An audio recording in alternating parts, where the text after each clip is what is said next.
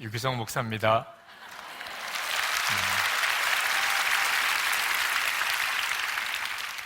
정말 대단하네요. 네. 한국교회 안에 지금 여기에 계신 분들 말고도 전국에 있는 많은 교회와 또 성도들이 함께 찬양하고 또 함께 기도하고 한 말씀을 은혜 받는 일은 저 개인적으로도 하나님이 벌써부터 주신 그런 놀라운 비전인데, 다니엘 기도에 통해서 그 일이 이루어지는 것을 보니까 너무너무 좋습니다. 그리고 하나님께서 오늘 이 밤에 우리의 이 예배와 또 기도를 통하여 한국 교회 안에 영적 각성이 일어나게 해주시기를 정말 간절히 기도하게 됩니다. 우리 안에는 주님을 바라보는 눈이 분명히 뜨여야 할 필요가 있습니다. 우리 모두에게 다 하나님께서 그 일을 계획하고 계시다고 믿습니다. 한 번은 목사님들끼리 모여서 다음 세대에 우리 신앙을 어떻게 물려주면 좋을까, 그런 문제에 대해서 아주 심각하고 진지한 그런 토의가 있었습니다. 우리에게 정말 중요한 문제죠. 지금 한국교회가 가지고 있는 큰 위기이기도 합니다. 우리 어른들 세대의 믿음이 우리 자녀들에게 또 이 시대의 우리 청년 학생들에게 어떻게 물려질 수 있을까? 여러 가지 방안이 논의가 됐어요. 근데 그때 이런 질문이 나왔습니다. 우리 어른들 세대에 자녀들에게 물려줄 신앙이 있기는 한가 하는 질문이 나왔습니다. 그때 많은 목사님들이 정말 아무 말씀을 못 하셨어요. 우리에게 진짜 고민은 자녀들에게, 우리 다음 세대에게 우리의 신앙을 물려주는 것이 아니고 우리 어른들 세대가 이미 신앙을 잃어버리는 거예요. 다음 세대들만 믿음이 없는 것이 아니고 어른들 세대의 믿음이 없다는 것입니다. 만약에 우리에게 진짜 믿음이 있다면 사실은 고민할 문제가 별로 없는 것이, 이 믿음은 전념력이 엄청나게 강합니다. 진짜 믿음은, 저 사람이 정말 하나님을 정말 믿어, 저 사람은 진짜 예수님과 함께하는 사람이야, 그러면 전해지지 않을 수가 없어요. 이건 몰래 믿을 수가 없는 일입니다.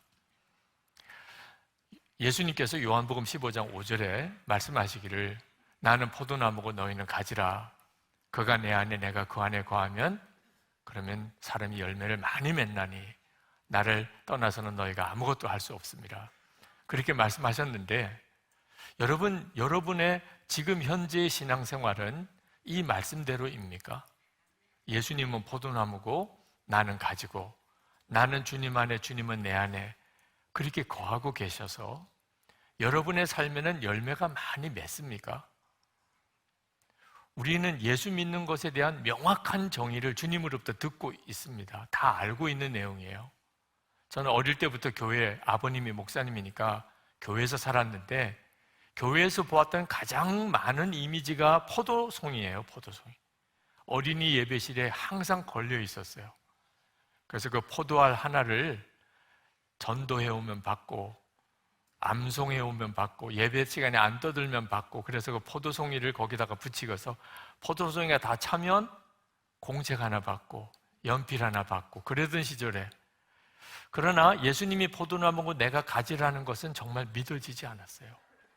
내가 예수님 안에, 예수님이 내 안에 계시다니, 그건 정말 믿어지지 않았어요. 현실이 아니었어요. 우리에게는 우리의 자녀들에게 물려줄 믿음이 있는 겁니까? 우리가 진짜 예수님 안에 내가 거하고 예수님은 내 안에 거하는 그런 사람입니까? 그렇다면 사실 걱정할 필요가 없어요. 주님이 하세요. 우리의 믿음을, 부모의 믿음을 자녀들에게 그대로 전해주게 돼 있어요. 실제로 한국교회는 심각한 문제가 있어요. 어느 순간부터 율법주의적인 종교가 되어버린 거예요. 율법주의적인 종교가 되었다는 말은 우리들끼리는 익숙한데 외부 사람이 볼 때는 하나도 매력이 없는 겁니다.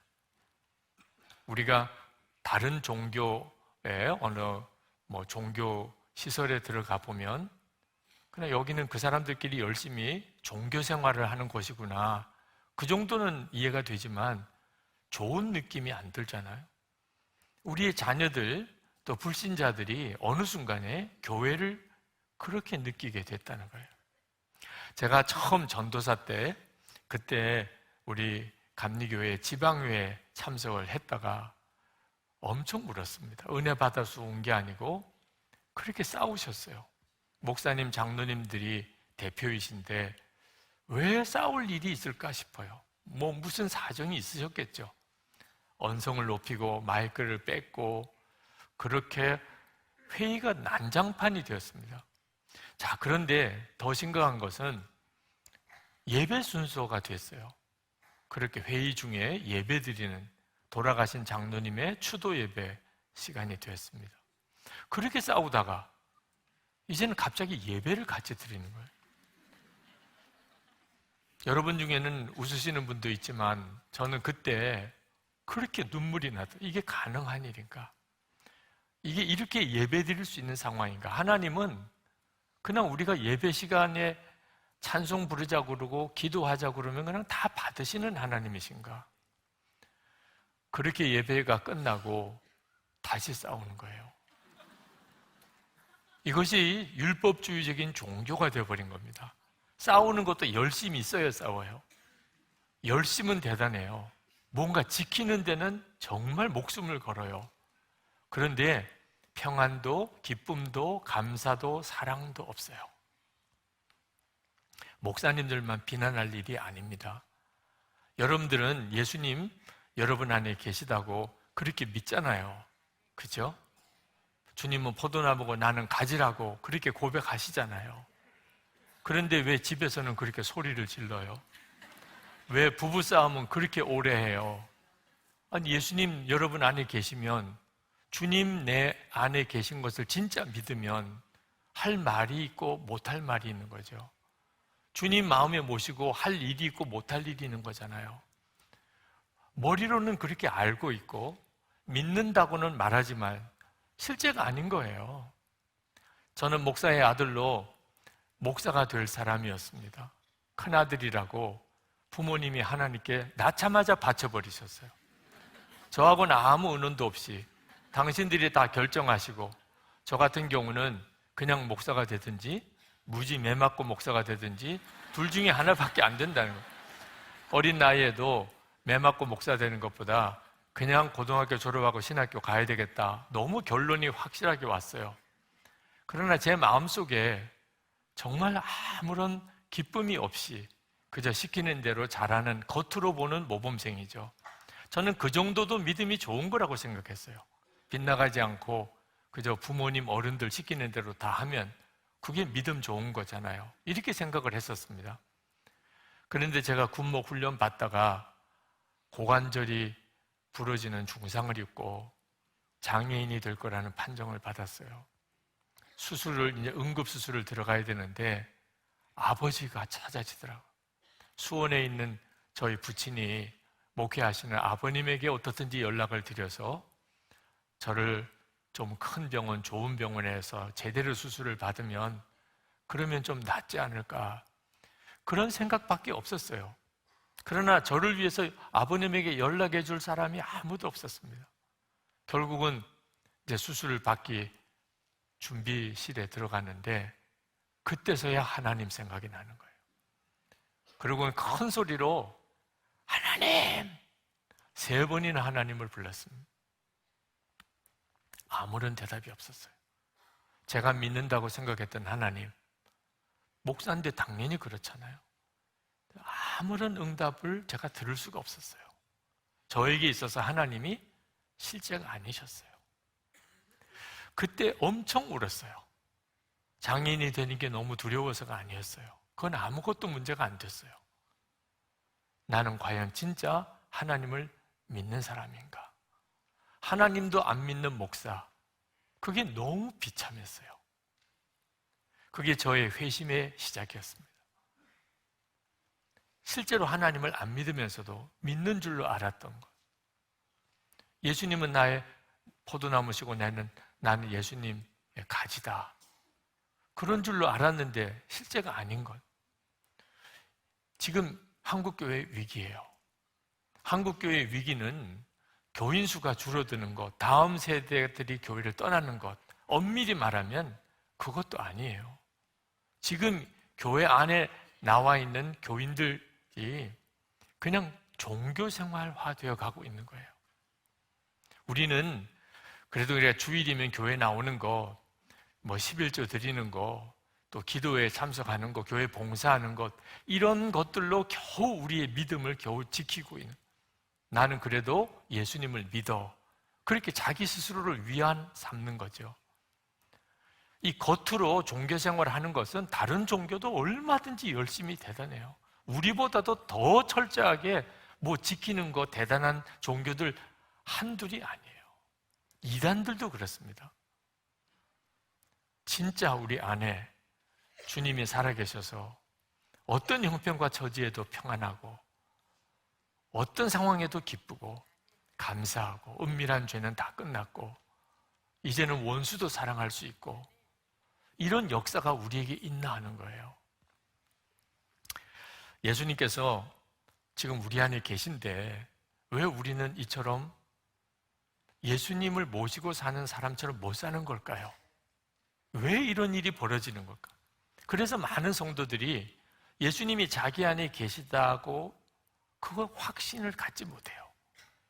말은 그렇게 들었는데 예수님이 진짜 내 안에 계신가? 그러면 내가 이렇게 살 수 있겠어?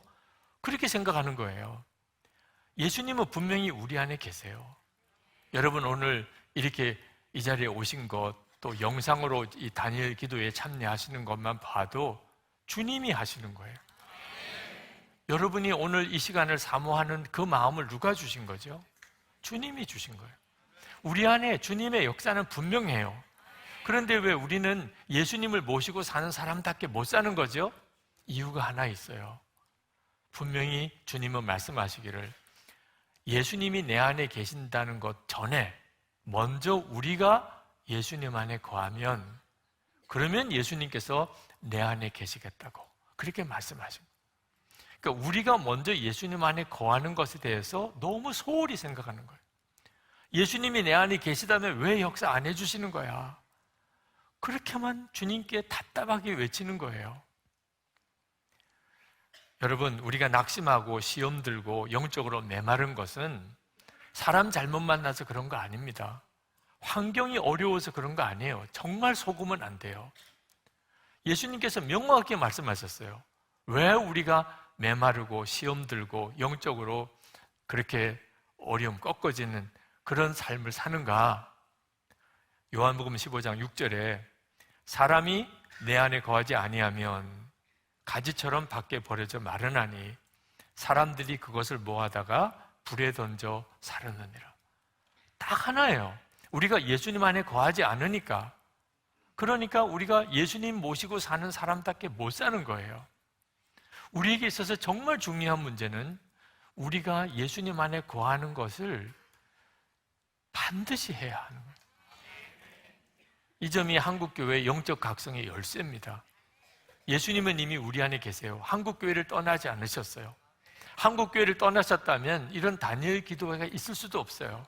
이미 우리 안에 성령님께서는 역사하고 계세요. 그러나 여전히 많은 성도들이 영적으로 무너지고 지치고 메말라 있어요.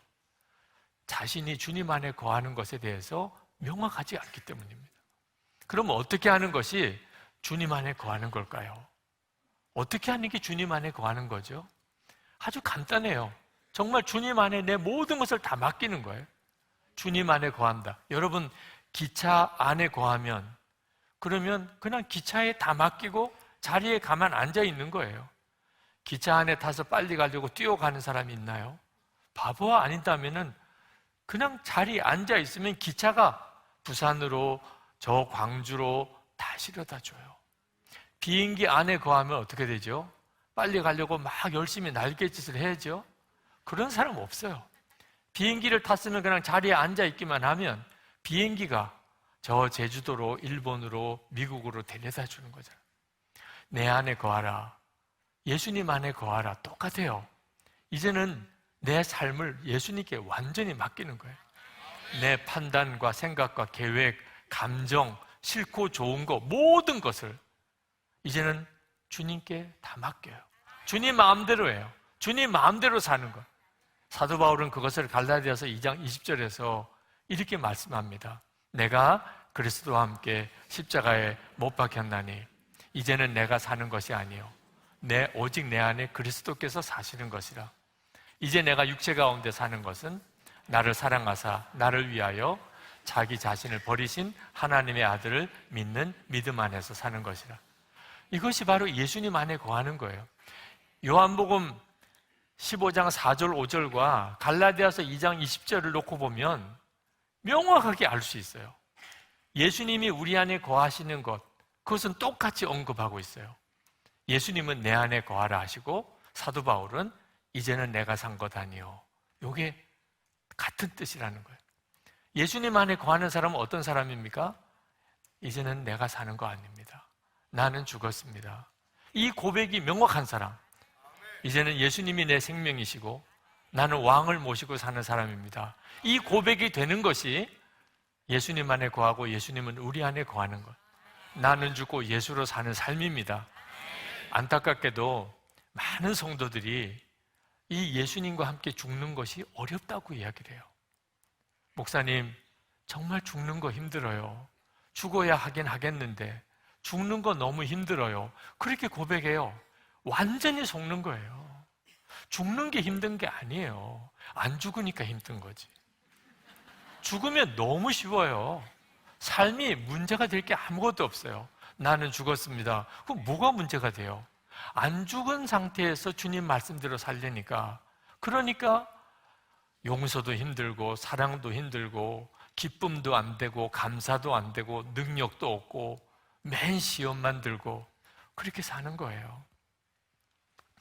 얼마 전에 어느 목사님이 설교하시는 것을 제가 차 안에서 영상으로 듣고 큰 은혜를 받았어요. 사무엘하 6장 우사가 여호와의 법궤를 수레로 싣고 가다가 그만 그 수레가 흔들리고 법궤가 땅바닥에 떨어질 그런 상황이 돼서 급히 그 법궤를 붙잡고 그리고 죽어나갔어요. 여러분, 아니 여호와의 법궤가 하나님의 임재를 상징하는 거룩함 그 자체인 여호와의 법궤가 지금 땅바닥에 떨어져서 그 땅바닥은 동물, 오물, 배설물 뭐 온갖 더러운 곳으로 더럽혀져 있는 요즘 같은 그런 아스팔트 길도 아니잖아요. 완전히 흙바닥이고 오물투성이인 그 흙바닥에 여호와의 법궤가 떨어져 나 뒹구는 그렇게 되지 않으려고 그 법궤를 붙잡았는데 아니 그걸 하나님께서 죽이세요? 아니 우사가 뭘 잘못했냐 말이에요. 아니 여호와의 법궤가 땅바닥에 떨어지지 않도록 그 법궤를 붙들어서 그렇게 되지 않도록 했던 게 왜 그렇게 죽어야 할 죄냐 말이에요. 그 목사님께서 그 말씀을 가지고 이렇게 설명을 하셨어요. 그 오물투성이인 흙바닥보다 사람이 더 더러운데 사람이 더 더럽다는 거예요. 만물보다도 더럽고 부패한 것이 사람의 마음이라. 아니 동물 배설물이 천지인 흙바닥은 엄밀히 말하면 더럽고 깨끗하고 평가할 게 안 돼요. 그러나 하나님이 지으신 만물의 일부일 뿐이에요. 근데 사람은요 얼마나 악하고 더러운가. 아니 어떻게 감히 사람이 손을 대냐 말이야. 법궤에다가. 아니 땅바닥에 다 뒹굴면 어때? 어떻게 사람이 갑자기 아니 너는 도대체 어떻게 사람이 법궤에다가 손을 대냐? 우사는 그가 죄가 많아서 죽은 것이기보다는 우리 자신이 실제로 얼마나 죄 많은 존재인지를, 사람이 얼마나 죄가 많은 오물투성인 흙바닥, 차라리 거기가 깨끗해요. 우리 마음을 놓고 보면 그걸 우리에게 깨우쳐주는 선지자 같은 사람이에요. 제가 그 말씀을 들으면서 진짜 눈물이 나더라고요. 그런 뜻으로 보면 죽어도 벌써 여러 번 죽었을 사람이에요. 목사인 저는 죽어도 벌써 여러 번 죽었을 사람. 하나님의 거룩한 성직을 맡아서 주의 일을 한다고 하는 제가 사실 정말 벌써 죽을 사람이에요. 여러분들도 마찬가지예요. 우리는 예수님을 영접했다. 우리가 감당할 수 있는 문제가 아니에요.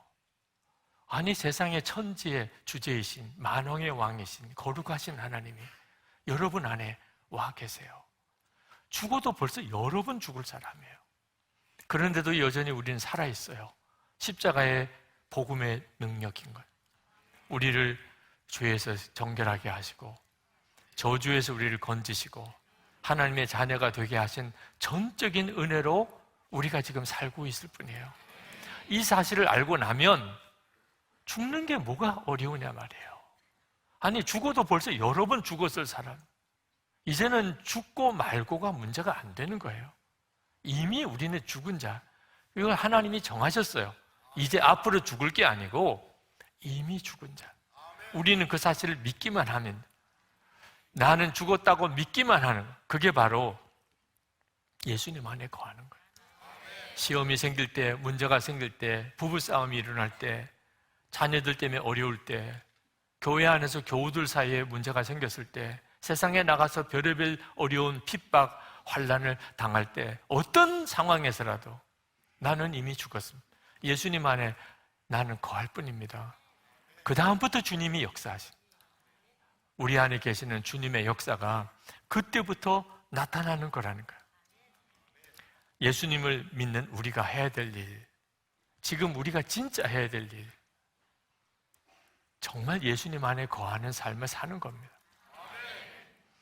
예수님 안에 거하는 삶을 살기 위해서 가장 먼저 주님이 저에게 깨우쳐 주신 것이, 예수님이 항상 마음에 계신 것을 진짜 믿고 주님을 계속 바라보라는 것입니다. 여러분은 예수님이 여러분 안에 계신 것을 정말 믿으시나요?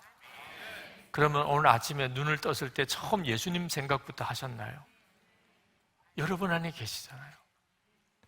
여러분 앞에 눈을 떴을 때, 아침에 눈을 떴을 때, 누가 여러분 방에 같이 잠을 잤다면 아침에 눈을 떠서 처음 만났을 때 인사도 하시죠? 함께 같은 방에서 잠을 잤어요. 잘 주무셨나요? 예수님은 여러분 안에 계시다니까. 아침에 눈을 뜰 때 나에게 가장 먼저 의식의 대상이 예수님. 누구랑 같이 있을 때도 사실 항상 의식의 대상은 예수님. 무슨 일을 할 때도 항상 주님이 나와 함께 계신다는 것에 대한 믿음. 그러려면 계속 주님을 바라보라는 거예요. 제가 2007년 10월에 맹장 수술을 시작으로 한 달 동안 병원살이를 했습니다. 이해할 수 없는 여러 가지 수술이 겹쳤어요. 그때 사실 10월 일정표 속에는 하루도 빼지 않고 제가 설교를 해야 되는 일정이 잡혀져 있었습니다. 한숨이 나올 정도였어요. 이 일정을 10월에 어떻게 감당하나. 그러나 한 번도 설교를 못했어요. 병원에 입원해 있는 바람에. 하나님께서 뭔가 저를 다루심이 있다고 생각이 들었어요. 그래서 병실에 혼자 있을 때 간절한 마음으로 기도하다가 그게 통곡이 되고 저 자신도 이해할 수 없는 방언으로 한참을 울면서 기도를 했어요. 그렇게 기도한 끝자락에 주님이 제 마음에 너무나 선명하게 깨우쳐 주셨어요. 너는 설교 못해서 답답해하지만 진짜 문제는 내가 설교하는 것과 실제로 사는 것 사이에 조금이라도 틈이 생기는 것을 작게 여기는 것이다. 저는 그 말씀이 그렇게 두렵더라고요. 목사인 저가 알지요. 내가 말씀을 전하지만 그 말씀대로 100% 내가 사나? 사람이니까 그럴 수 없다고 생각했어요. 그래도 말씀이 그렇다면 전해야지 뭐. 그런 생각으로 말씀을 전하는 저의 그 속을 하나님께서 다 아시고 계시는 것처럼 그걸 절대로 작은 일이라, 어쩔 수 없는 일이라 여기면 안 된다. 다시 말하면 설교했으면 그대로 살아야 되고 그대로 산 것만 설교하라는 거예요. 저는 그러면 설교할 자신이 없다고 생각했어요. 사람인데 어떻게, 사람인데 하나님의 말씀이지만 어떻게 100% 그렇게 살면서 설교할 수 있나요? 여러분들은 목사도 설교한 대로는 다 못 산다는 것을 다 이해하시죠? 이해한다는 뜻인지 아닌지 제가 잘 받아들이기 어려운데, 여러분들 목사님이 설교한 대로 잘 안 사실 거야. 그게 여러분들의 마음에도 얼마나 부담이 돼요. 이건 하나님의 계획이 아니라는 거예요. 실제로 그걸 작게 여긴 바람에 많은 목회자들도 스캔들, 여러 가지 실종하는 일들로 인해서 한국교회에 엄청난 악영향을 끼쳤습니다. 그게 이해가 될 수 있는 문제가 아니라고 생각하는 거예요. 특히 교회 밖에 있는 세상 사람들은, 특히 마귀는 아주 작정을 하고 그걸 가지고 복음의 진정성을 흔들고 기독교가 참 정말 복음인가에 대해서 사람들에게 무서운 의심을 심어주는, 수많은 사람들의 영혼을 낙심시키는 일을 했잖아요. 근데 도대체 어떻게 그러면 말씀대로 살 수 있는 거지요? 하나님께서 저에게 아주 놀라운 눈을 열어주시는 계기가 있도록 하셨어요. 2010년에 제가 천안에 있는 유관순 기념관, 체육관, 큰 체육관이 있더라고요. 그곳에서 연합집회가 열리는데 설교 부탁을 받았어요. 그래서 말씀을 전하러 갔더니 체육관에 사람이 꽉 찼습니다. 여기도 사람이 많이 모이긴 했습니다만 아주 삥 둘러 사람이 꽉 찼어요. 그 열기는 뭐 대단했습니다. 찬송 부르고 기도하는데 뭐 용광로 같았어요. 그리고 저를 강단에 올라가라고, 설교하기 위해서 강단에 올라가라고 했는데 올라가 보니까 뭐 사람들이 다 저를 그리고 카메라가 몇 대가 저를 비추고 있어요. 그 많은 사람들 앞에 서 있는 것 자체가 정말 너무너무 부담이 되었어요. 옆에는 마시라고 이렇게 물컵이 하나 있었는데 이 물컵을 들고 못 마시겠는 거예요. 이 물컵은 목마르면 마시라고 둔 건데 제가 이렇게 물을 마시면 다들 속으로 다 그렇게 말하는 것 같아요. 목마른가 봐. 정말 물 한 잔 마시는 것도 너무너무 힘들어요. 너무 더워서 제가 이렇게 땀을 닦으려고 하면 더운가 봐, 저기는. 사람들이 그렇게 지켜보는 그 앞에 있다는 그 느낌이 무언가를 하나님이 저에게 마치 보여주시려고, 경험하게 하시려고 그 자리에 세우셨다는 생각이 들더라. 히브리서 12장 1절 말씀이 딱 생각이 나요. 우리에게 구름같이 둘러싼 허다한 증인들이 있으니. 목사만 아닙니다. 이런 어떤 연합 집회에 설교하는 목사만 아니에요. 여러분 한 사람 한 사람 다, 여러분이 예수를 믿는 순간에 여러분은 어떤 사람도 혼자 있는 시간이 없어요. 우리보다 먼저 믿음으로 살다가 하나님 앞에 간 허다히 많은 증인들이 여러분을 내려다보고 있어요. 그것을 진짜 알게 되면 죄 지으라고 해도 죄 짓지 못해요. 히브리서 12장 1절 하반절에 보면 모든 무거운 것과 얽매기 쉬운 죄를 벗어버리고 인내로써 우리 앞에 당한 경주를 하며, 당연히 이렇게 살게 돼 있어요. 그 많은 사람들이 나를 지켜보고 있어요. 만약에 우리가 어려워도 힘들어도 혼자 있어도 하나님을 정말 온전히 신실히 의지하고 주님 기뻐하는 뜻대로 말하고 행동하고 살아가면 막 박수 소리가 들리는, 잘한다, 야 정말 그렇게 사는 거야.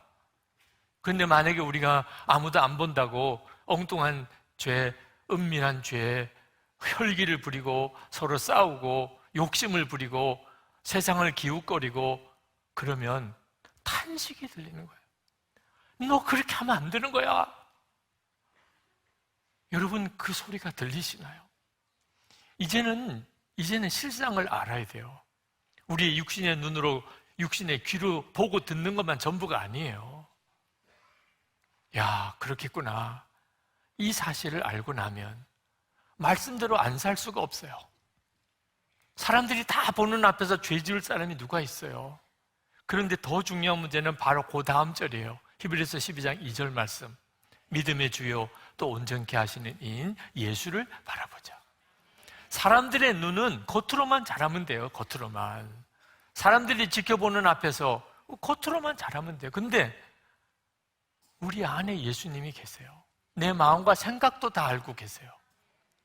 이 사실을 진짜 알게 된 예수님을 계속 매 순간 나와 늘 함께 계시는 그 예수님을, 나도 계속 주님을 바라보는, 그때 비로소 온전한 믿음의 사람이 돼요.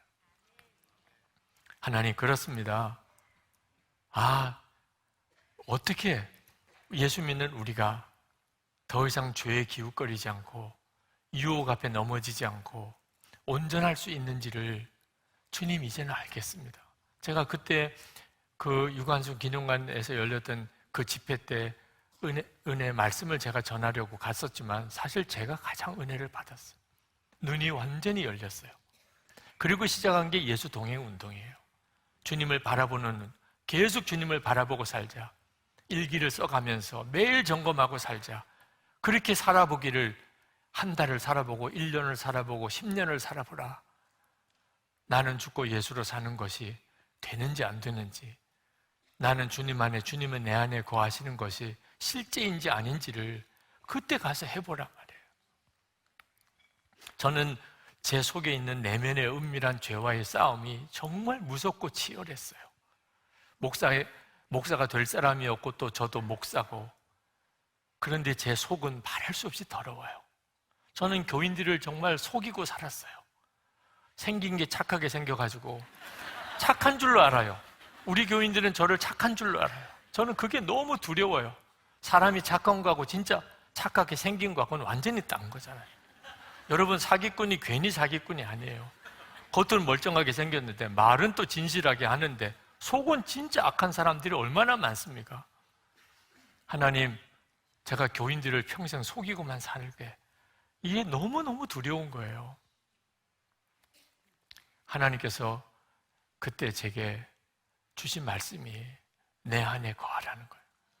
제가 그동안에 죄와의 싸움에서 늘 질 수밖에 없었던 거, 늘 죄책감 가지고 자책하고 나는 더럽고 악해 이렇게 하며 살 수밖에 없었던 이유는 저 스스로가 어떻든지 그 내면의 죄를 이겨보려고. 안 되는 일이거든요.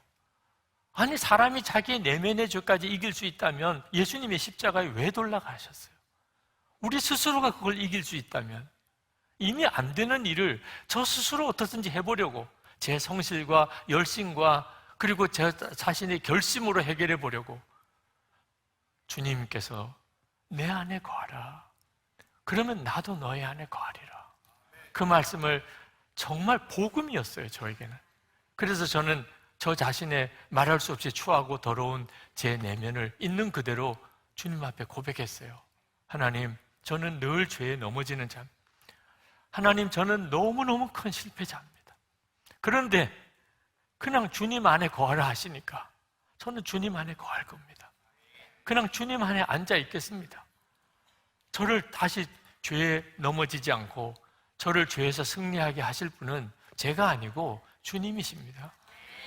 주님이 제 안에 거하시는 것을 분명하게 믿어지게 될 때 저는 죄에서 이길 수 있겠습니다. 그렇게 고백했어요. 탕자가 아버지 집에 돌아올 때 심정이잖아요. 탕자가 아버지 집에 돌아올 때 그가 한 게 뭐예요? 그냥 아버지께 다 맡긴 거잖아요. 새 옷을 입혀줄 분도 아버지고, 씻겨주실 분도 아버지고, 잔치 자리 차려줄 분도 아버지고, 탕자가 할 건 아무것도 없었어요. 참 놀라웠게도 그때부터 죄에서 이김이 일어나기 시작하는 거예요. 그렇게 이길 수 없었던 죄, 마음과 생각이 주님께 딱 붙잡혀지기 시작하니까 상황의 여건에 상관없이 기쁨을 누리게 되고 감사를 알게 되고 그리고 용서를 하게 되고 사랑을 하게 되고, 죄보다도 주님과 교제가 더 기쁘고 죄의 유혹보다 주님이 내게 더 실제가 되시고, 그렇게 되는 일이 저에게 있어서 너무 놀라운 일이었어요. 이런 영적 각성이 우리에게 정말 필요해요. 한국교회에 정말 필요한 것이 지금 예수 그리스도께서 우리와 함께 계시다는 것에서 눈이 뜨이는 거예요. 그런데 이것은 우리 한 사람 한 사람에게만 필요한 것이 아니고 한국교회 전체가 그와 같이 되어져야 합니다. 내년 2024년 9월, 이제 한 10개월 남았습니다.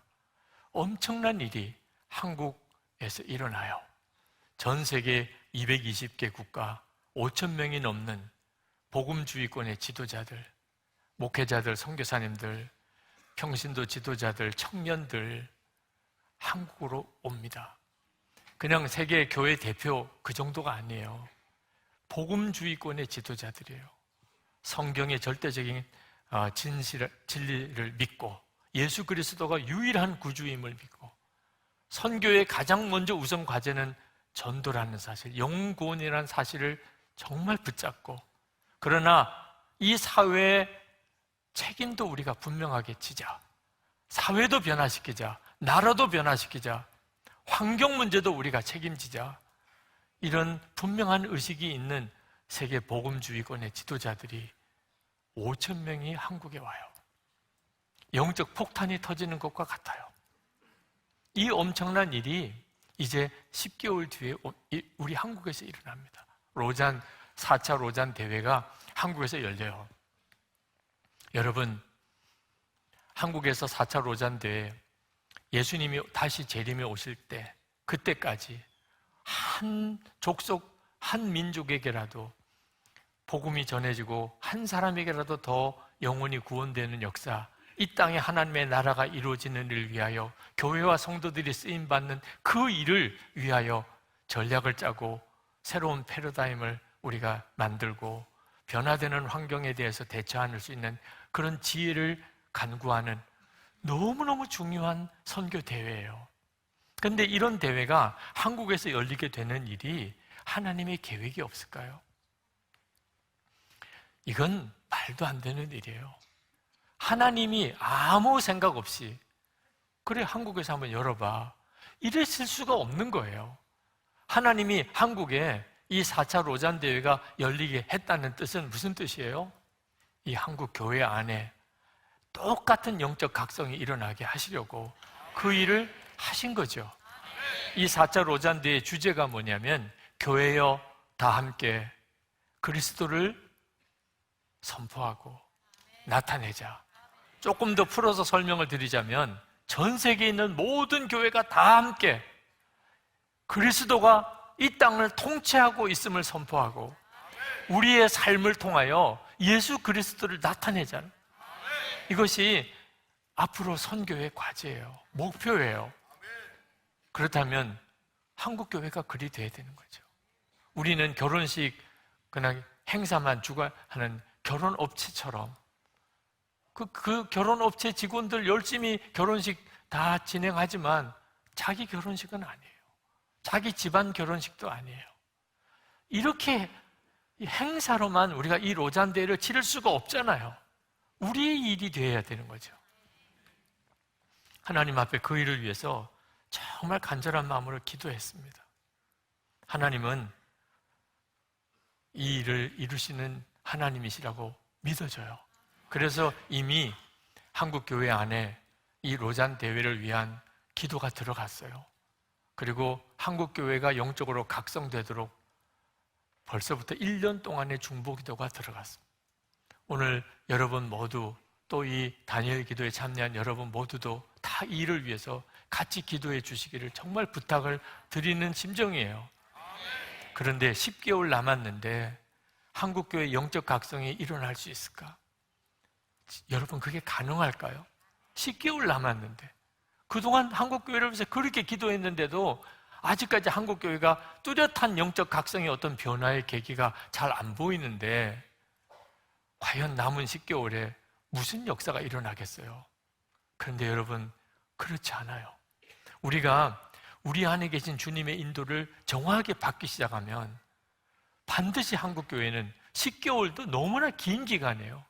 열쇠는 우리가 주님의 인도함을 정확하게 받느냐 하는 거예요. 노량진 교회 원로 목사님이신 리민식 목사님, 그 목사님이 그런 이야기를 하시는 걸 들었어요. 그 목사님이 어릴 때 할아버님이 목사님이셨습니다. 일제시대예요. 근데 그 할아버님이 매일 하여튼 볼 때마다 눈물로 기도하는 기도 제목이 둘이 있었는데, 하나는 하나님 한국교회가 이 민족의 지도자가 되고 세계 열방의 복음을 전하는 교회가 되게 해주십시오. 또 하나는 하나님 우리나라가 일제에서 독립하게 해주십시오. 근데 그때 어린 나이지만 말도 안 되는 기도를 한다고 생각했어요. 이거는 태풍이 부는데 촛불을 켜는 것과 같고 계란으로 바위를 던져서 깨트리려고 하는 것과 같지, 이룰 수 없는 일. 그때 당시에 한국교회는 정말 존재 자체가 미약할 정도로 그렇게 작은 공동체였는데 민족을 이끌어가다니, 이게 말이 안 돼요. 지금 한국교회 자기도 지금 존립이 안 될 정도로 어려운데 세계 열방의 복음을 전할, 이건 말도 안 된다고 생각해요. 게다가 일제에서 독립을 한다, 이건 정말 현실이 아닌 것이라고 생각했어요. 그런데 우리나라가 독립되고 그리고 세계에서 제2위의 선교 대국이 되는 것을 보고 김인식 목사님이 충격을 받았다는 거예요. 하나님은 진짜 살아계시구나. 그리고 하나님이 부어주시는 기도의 제목으로 기도하면 반드시 그 일을 하나님이 이루신다. 지금 우리 안에 주님이 계세요. 아니, 그게 부흥이잖아요. 우리 안에 주님이 계세요. 저의 안에, 여러분 안에 주님이 계시다고. 무엇을 우리가 더 바랄 수 있겠어요? 우리가 지금 해야 할 일이 있다면 딱 하나예요. 예수 그리스도께서 정말 내 안에 계신 것을 진짜 믿는 거예요. 정말 믿는 거예요. 여러분, 진짜 부흥은 이 자리에서, 여러분이 이 모니터에서 보는 지금 이 집회 자리에서가 아니고 끝나고 주차장에서예요. 여러분이 집에 돌아갔을 때예요. 그때도 여전히 이 분위기면 부흥이 일어난 거예요. 예수님은 여러분 안에 계세요. 이런 집회 때 계신 게 아니에요. 여러분 안에 계신 거예요. 그 예수님 모시고 지금 이 집회 끝나면 이제 집으로 가는 거예요. 집으로 가는 동안 내내 주님이 나와 함께 계신 것이 진짜 믿어지고 의식이 되면 집에 돌아가서 내일 주일 예배 각 교회에서 드리고, 그리고 월요일부터 또 여러분의 일터에 나갔을 때 어디서든지 예수님이 여러분과 함께 계시는 게 진짜 믿어지면 한국교회는 영적 각성이 일어난 거예요. 근데 여러분, 이 일이 1년 뒤에 가서 될 이유가 뭐가 있나요? 이런 역사가 10년 뒤에 가서 이루어질 이유가 뭐가 있냐 말이에요. 주님이 이미 우리 안에 와 계신데, 아니 오늘 당장 여러분들이, 여기 계신 여러분들만이라도, 다니엘 기도에 참여하는 성도들만이라도, 맞아, 예수님 나와 늘 같이 계셨어. 이 사실을 이제 내가 영원히 잊어버리지 않을 거야. 그리고 그분은 나의 왕이셔. 내게 명령하시는 분이셔. 그 사실을 여러분이 정말 명심하고 주님의 명령대로 살기 시작하면, 그러면 한국교회는 뒤집어져요.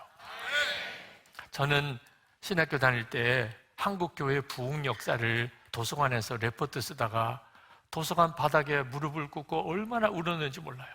목사 되기 싫은데 억지로 신학교 갔어요. 그런데 그날 이런 역사가 일어난다면 하나님, 저 목회해 보겠습니다. 그 한국교회 초창기의 부흥의 역사 때 일어났던 간증들, 놀라운 일들을 읽으면서 하나님, 이런 일이 제가 목회하는 동안에 일어날 수 있다면 하나님, 저 목회해 보겠습니다. 그리고 그게 저의 소원이고 갈망이었어요. 그런데 은퇴를 했어요, 작년에. 올해 4월에. 이제는 저에게 있어서는 부흥은 더 이상 경험이 안 되는 거라고 생각이 돼요. 물론 하나님이 부흥에 대한 개념을 많이 바꿔주셨어요. 처음에는 기사와 이적이 일어나고 수많은 사람들이 하나님이 계신 것을 알고 교회로 몰려드는 거, 그런 걸 부흥이라고 생각했어요. 근데 하나님께서는 기사와 이적이 문제가 아니고 기사와 이적을 행하시는 주님이 마음에 계신 것이 믿어지는 게 부흥이라는 거예요. 여러분, 기사와 이적이 커요? 예수님이 커요? 예수님이 훨씬 크죠.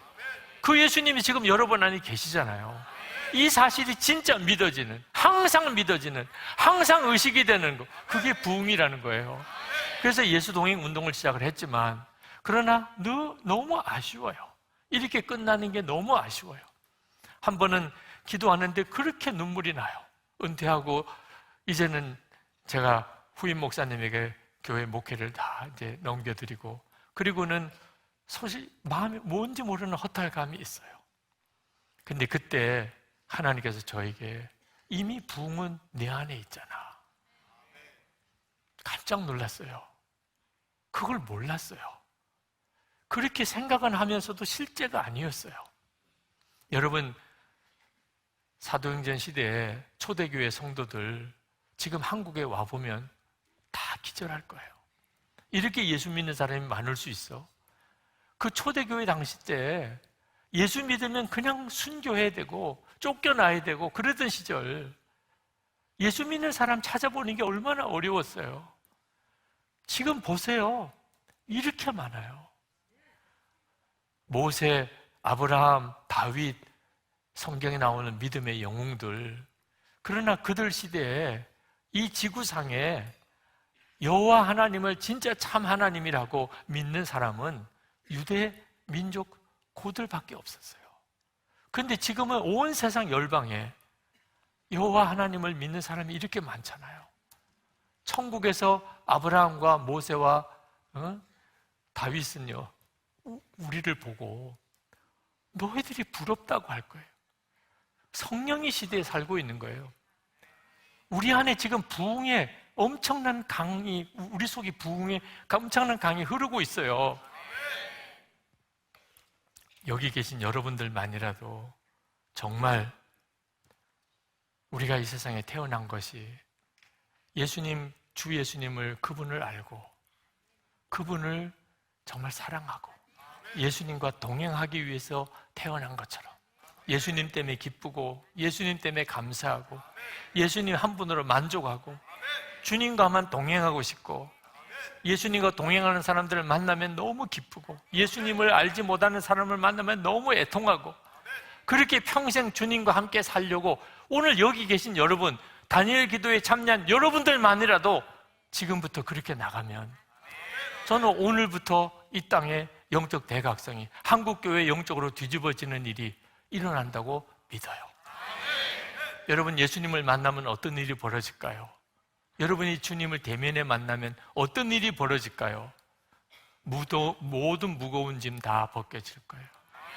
불평, 원망 다 사라지고 기쁨과 감사가 넘칠 거예요. 주님을 만났는데 모든 고난 오히려 감사함으로 받을 거예요. 은밀한 죄 이제 끝났어요. 예수님 만나면 그렇게 된다니까요. 그런데 그 예수님이 지금 우리 안에 와 계시다니까요. 우리 안에, 여러분 안에 계시다니까요. 여러분 진짜 믿읍시다. 예수님은 우리 안에 계시고 나는 왕을 모시고 사는 사람. 하나님, 제가 이제는 그렇게 살겠습니다. 한 번은 제가 주님 앞에 그렇게 기도했어요. 하나님, 오늘은 죄에서 이기고 그리고 제 마음을 지키고 그리고 주님께 순종하며 그렇게 살게 도와주세요. 그랬더니 주님이 그건 도와줄 문제가 아니고 네가 믿을 문제라는 거예요. 제가 그때 너무 깜짝 놀랐어요. 그동안 난 계속 하나님 도와주세요. 하나님, 제가 죄를 이기고 늘 마음을 지키고 늘 주님이 기뻐하는 길에 순종하게 해달라고 그렇게 주님께 도와달라고. 근데 사실은 그건 믿음의 문제예요. 그래서 즉시 기도를 바꿨어요. 주님 감사합니다. 저와 함께 계시니 감사합니다. 제 왕이 되시고 제 생명이 되시고 늘 저와 동행해 주시니 주님 감사합니다. 그날은 완전히 다른 날처럼 느껴졌어요. 뭘 도와달라 말라 할 것도 없어요. 이미 주님이 이루신 일, 내 안에 오셨고 내 생명이 되시고 나의 왕이 되셨는데 이 일을 내일로 미루시겠어요? 내년으로 미루시겠어요? 10년 뒤로 미루시겠어요? 이미 여러분에게 다 허락된 은혜인데 오늘 붙잡으시기를 바랍니다. 우리가 기도할 때 우리 이제는 정말 주님을 주목하세요. 주님을 바라보세요.